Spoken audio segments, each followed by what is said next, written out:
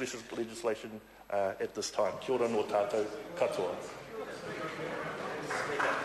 I call the Honourable Member Jami-Lee Ross. Thank you, Mr Speaker. I'm pleased to speak on the Ngai Tamanuhiri Claims Settlement Bill and the Ngati Makino Claims Settlement Bill. I must admit to the House this is the first time I've spoken on a treaty settlement bill.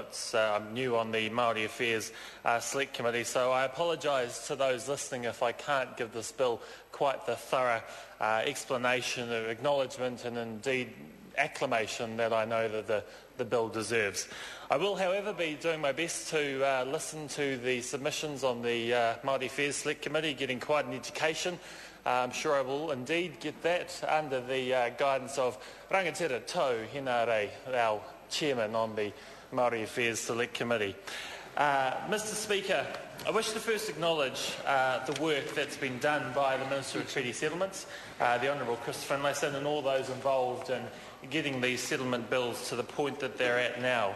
The great progress that the Minister's made on completing final and durable settlements of Treaty of Waitangi claims in a timely manner through his tenure as the Minister for Treaty Settlements is impressive. I think New Zealand is still maturing as a nation, and we're stepping forward into the 21st century. Part of the maturing process is acknowledging the rights and wrongs of the past. Now, it would be easy for New Zealanders to simply ignore that in our short history as a country, many cultural and economic wrongs were committed. Indeed, for many decades, New Zealand has ignored that these issues prevailed.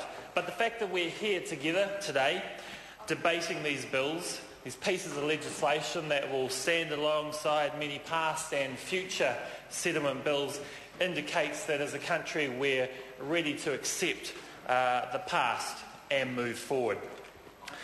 Mr Speaker, the part of the country that I represent, the Botany electorate, it's predominantly white, it's middle to upper class suburban Auckland.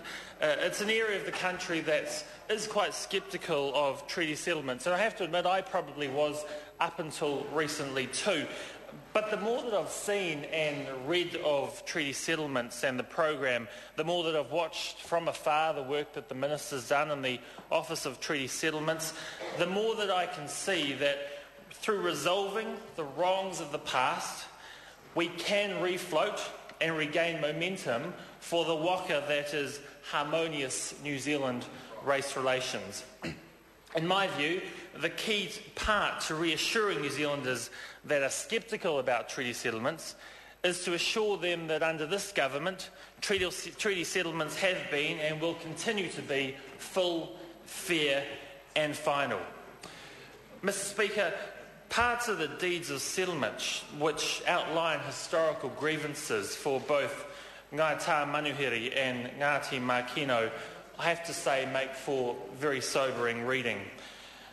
In the case of Ngai Tamanuhiri, we read of indiscriminate looting of the Tūranga region at the hands of the Crown in the aftermath of the Wairinga Ahika attack. The Wairinga Ahika attack itself saw women and children, among other occupants, put through unwarranted and unjust attacks at the hands of the Crown. Land was compulsorily acquired without compensation, and many Ngai Tamanuhiri were left virtually landless. A similar story is told in the case of Ngati Makino. The year 1864 saw the loss of life at the hands of the Crown. Confiscation of land in the Eastern Bay of Plenty took place in 1866.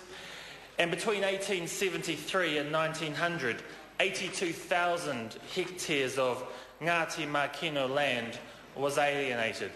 By the end of the 19th century, less than 4% of land in Ngati Makino's Waitahanui, Tahunaroa and Whakarewa blocks remained in their hands. Please excuse my pronunciation if I've got any of those incorrect.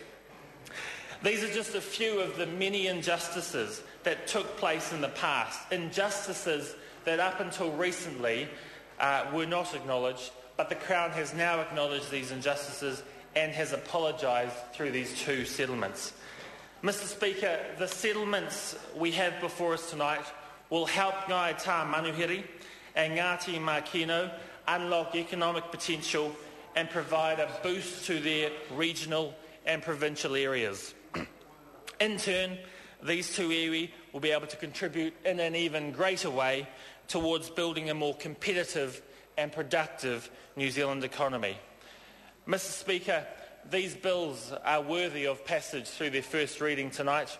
I ask that the House does support them, and I hope that we have thorough and good quality recognition of the issues through the Select Committee process. I am looking forward to hearing about the issues that we'll be discussing in the Select Committee, and I look forward to this bill passing its first reading.